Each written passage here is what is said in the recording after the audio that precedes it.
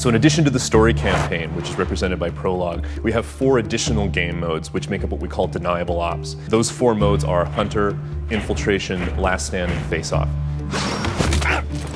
So Hunter mode is basically an elimination mode. You're entering a particular zone of one of these maps. It's about 15 to say 30 minutes worth of gameplay. And your objective is take out all of the enemies in the area.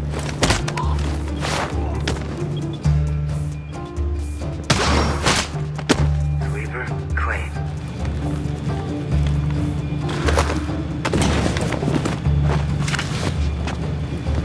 If you slip up or if you get a little too noisy, maybe you're not as stealthy as you need to be, of course reinforcements will show up and that makes things a lot more difficult. Target spot! We also want to make sure that players have a chance to pit those skills against one another.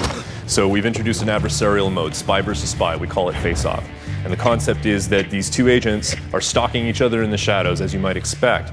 But in order to add a certain element of strategy to it, make things a little more complicated, there's also an enemy AI element.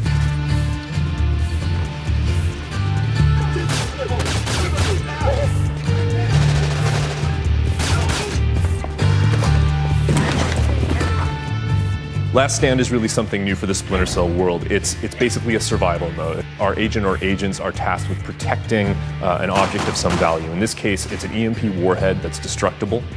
And the AI enemies that are coming into the world have really one core objective, and that is to take out that EMP warhead and destroy it, to damage it to the point where it's not repairable.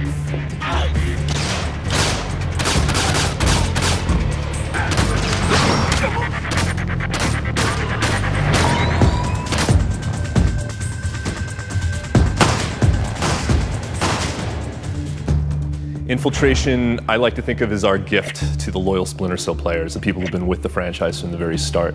It's pure stealth gameplay, which means if you get detected, it's game over.